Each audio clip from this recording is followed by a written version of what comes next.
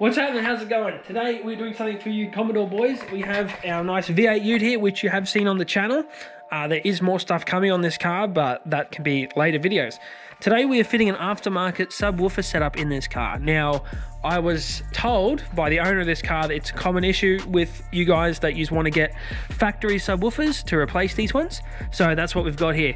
So we'll go over what we have, how to pull out the parts, which we've already sort of done, and then we'll go on to how we are installing them to make them work nicely. So to get to where these subs sit, we're going to have to pull what we have. You have to pull all of behind the seat out. So that is all the cover panels, all that other good stuff. Now, the subs will sit in here. Quite easy to take out. These are all inbuilt into a sub box. So you have these 8mm bolts. Smash all those, get those undone. You'll have a power wire that'll be in the bottom of the box there somewhere. And then you can just pull it out. Now, we'll pull this box out here. We've already swapped over. And we shall go over what we've done to make these subs work with this car.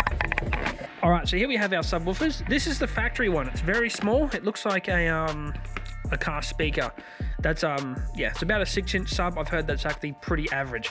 The next one here is a nice 8-inch. So this is a new Alpine. It's pretty big. So to get that to fit into our sub box, what we've had to do is cut out the original hole and then drill new holes to make the bigger sub fit.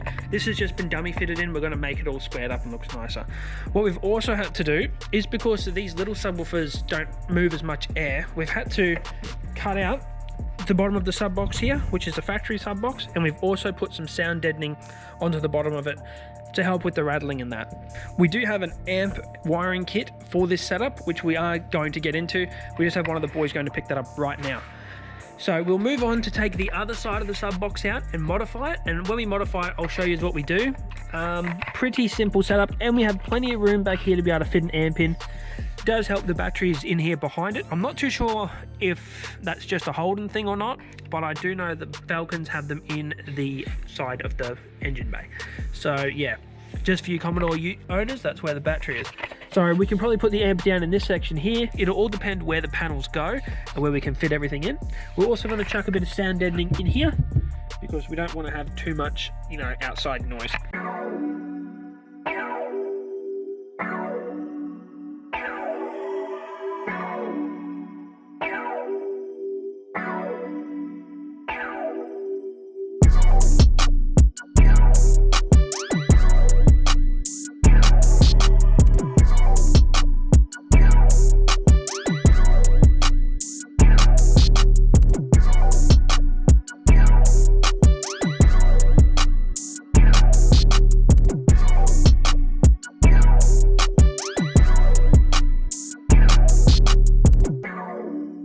As you can see, we've just jigsawed out the original sub hole so that the new one will fit. Now we're going to hit the sound deadening on the back to try and get rid of some of that vibration. The rest will go into the car itself. This is trade right sound deadening stuff, so you can buy that from pretty much any car automotive shop anywhere. So we'll quickly smash that on. It's sticky on one side, so pretty self-explanatory how that goes on. Then once that's done, we're going to have to put the sub in. Now, because we're running an amp, we are going to have to run new wiring to it because the factory wiring is not going to be heavy duty enough to hold up to the amps that are going to be pumped through these bad boys. So we'll smash this out, and then once Sean gets back with the wiring kit, we can start wiring up all the subs and go from there.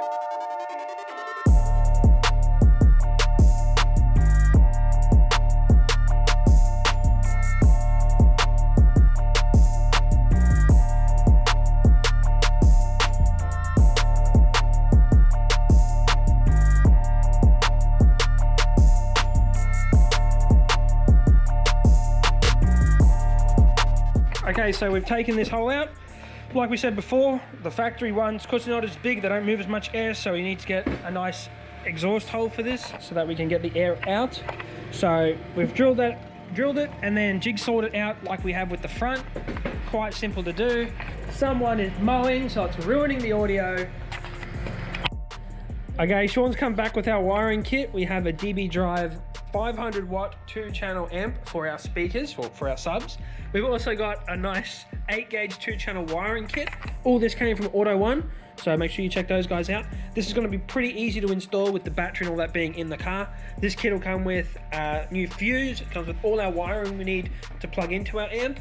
and it's actually really compact compared to the amps that I used to work with. Like the ones we used to work with, they were like the size of an A4 paper. So these are pretty good. We will show you how to install this now. Pretty straightforward. And then these are all done as well, so these are ready to go back into the car. We'll tidy these up, straighten them up so they look nicer. And also we're gonna have to drill holes to fit our new wiring for the subs, so we'll do that right now. All right, so this is our power wires for our amp. Now they can be slightly different depending on what sort of amp you have.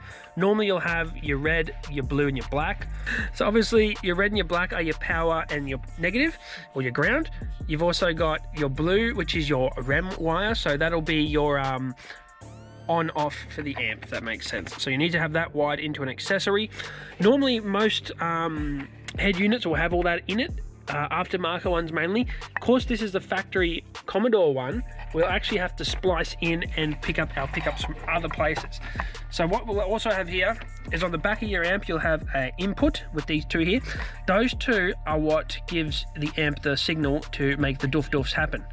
So basically what we're going to have to do is we're going to cut our cables that go into here and then splice them into the existing wiring harness for what these subs would be. We'll go over that a bit later. Also, we've got our my titty. Also on our amp, we've got our outputs, which is pretty straightforward, and we've got the other side of that plug. So like I said, all other amps will be slightly different, but that's the gist. You'll have a power, a negative, and then your REM wire.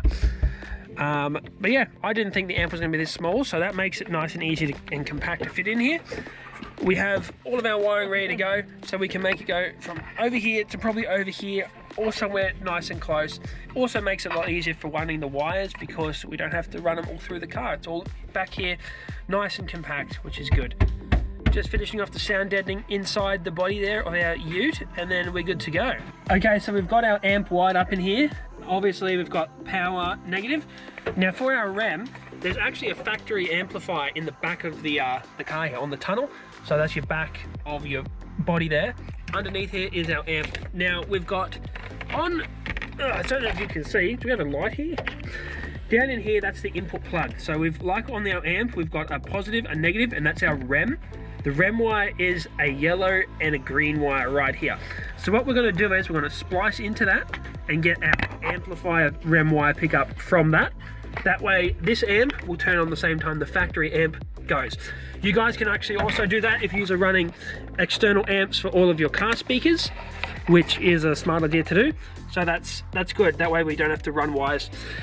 And because the factory head unit doesn't actually have a good pickup for that, so that's a good thing to do. Because we obviously can't plug into the back of our head unit, what we've done is we've cut the end off the RCA cable, we've stripped it down, and then we've got our positive and negative. There is a third wire in here, but that wire is probably just for static or something, so don't be too worried about that. Now this is the factory subwoofer harness wiring. So we've cut the plug off, we've heat shrunk and crimped these into the existing RCA. That'll now plug into either end of our amp, probably onto the right side, because this is the right side of the car. Once that's all done, that sub should now work correctly. What we will also need to do is now run our wiring from our amp across. We'll probably follow this wiring that we have here, run it under the carpet so it's nice and neat, and then that'll be how we'll make the subs work. So we'll just repeat that with the left-hand side of the car, and then pretty much it'll be good to go. So as per the Alpine Destruction Manual, we've bridged our subwoofer. We've now run our new speaker wire into our modified box that we have. We've got a second output here. Don't worry about that. That's the factory one. That's disconnected. Don't need to worry about that at all. Now that will plug in back in the car nicely back where we were before into our amp. And the best part about this, all this mess will be covered by that back plate. We've got the new sound deadening in here as well, as you can see. So we shouldn't have any rattles or anything. Okay, so we've got everything dummy fitted in here. There's our power. It looks like a bit of a mess, but we've got signal wire from that side sub. We've got our wiring running back to the sub. We've got our amp fitted up in here. It's all turned on, all working. The copyright music is about to play, so I'm probably gonna have to turn that down. So yeah, I'll turn the volume down just when the copyright starts.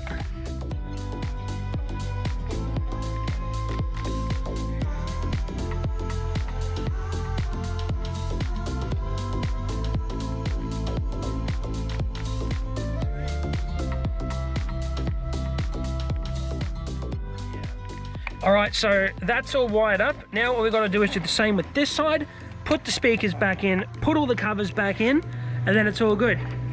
Anyway, that's it for this very short video on how to install subwoofers into factory option in a car. Yeah, thanks for watching, keep on boosting, and we'll see you in the next video.